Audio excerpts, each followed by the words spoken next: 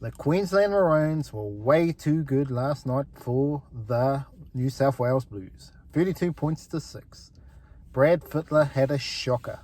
Why would he put Damien Cook at centre when you got Cameron Murray on the bench? It was absolute craziness at the highest degree. Cookie was needed through dummy half when the players got tired. There was a big call that backfired big time. Cook did his best, but he got a little bit carved up a couple of times. I'm not blaming Cookie. That was a bad decision from Fittler, but that's the decision he made, and that's what happens. Let's dissect the New South Wales team and then look at the mighty Maroons. James Tedesco at fullback. He was just his typical self, pretty solid, but nothing spectacular. Didn't really come up with anything in attack, which was muchly needed for New South Wales. He's clearly out of form and really needs to improve.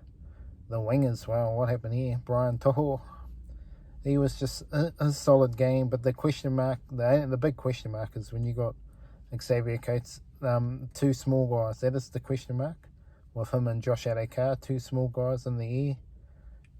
That was where Queensland had a bit more attacking flair there. So that's going to be a question mark going into the future if they continue this process of this. Toho's a good eater meter, but and Josh Adokar, I don't know what's happening. Obviously, having a Damon Cook at the centre probably made it a bit hard for him as well. But there was a few times that he was out of position when he was needed to be in position. So question marks over Adokar going forward, but he's a very good player. And then what was doing at the end? I don't know what's happening, but obviously they're lucky they're only getting fine suspension, not weeks off from the game. Very lucky, but so Adokar, so there'll be pressure on him to keep his spot as well. The centres, well, obviously Tom Turbo going down injured, so they brought Damien Cook in, and Damien Cook was the only one scoring a try. No, there was nothing problem with Damien Cook's effort. He was unlucky, and then that last one was a bit of Adokar running across, unfortunately made him dislodge the ball and let on a try. So, but that's not Cookie's fault, and I'm sure he will be there in game 3 for mine, back in the hooking role. It was just disappointing how that ended. Stephen Crichton, well, he could have been the man of the match, but Cherry Evans with the big play, outstanding play, running him down. Again, he was fairly solid, but there was a couple of times that he was out of position when Moses went down the side in the first half, and he should have been there ready to rock and roll.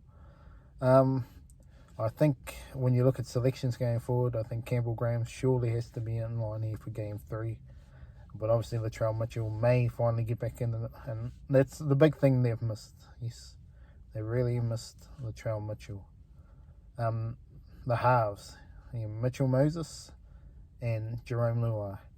Both of them had real good effort, and they really tried hard in the game, but the biggest issue they had was they didn't go direct enough, and that's what New South Wales problems have been. They were going too much sideways and passing the ball in, very much like Moses has done earlier in his career, and they seem to really bring it to New South Wales instead of going direct and forward.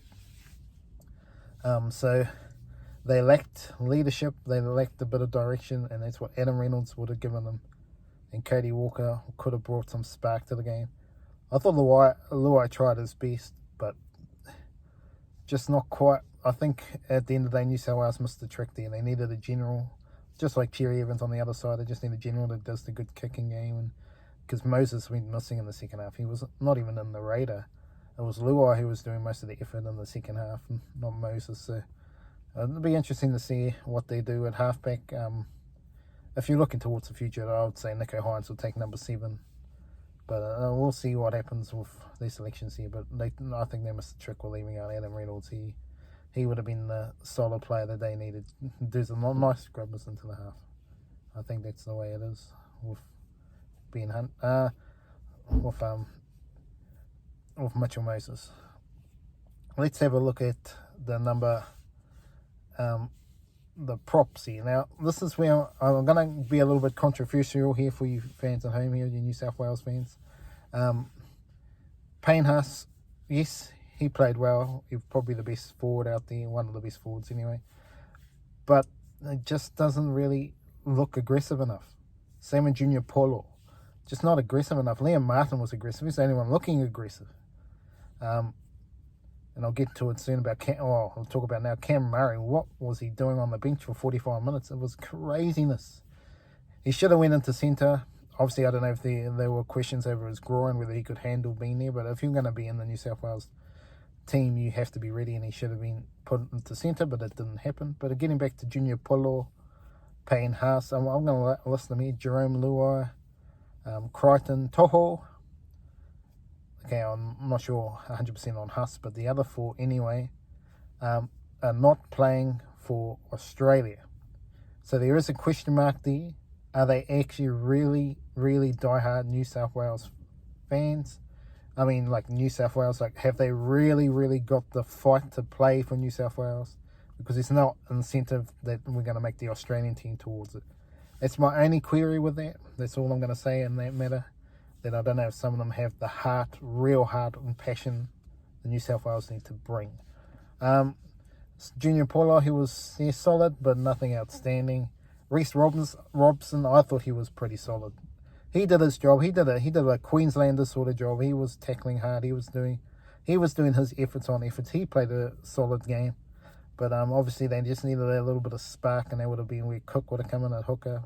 So, but Reece Robson, for his first game, very solid, and I expect him to be there in game 3. He was very solid for New South Wales, and he could be a long-term player, especially could be that starting player and going into the lock and prop position later on. I think that's where Reece Robson's career he could have started. So that's a shining light out of the game for me. He was very good.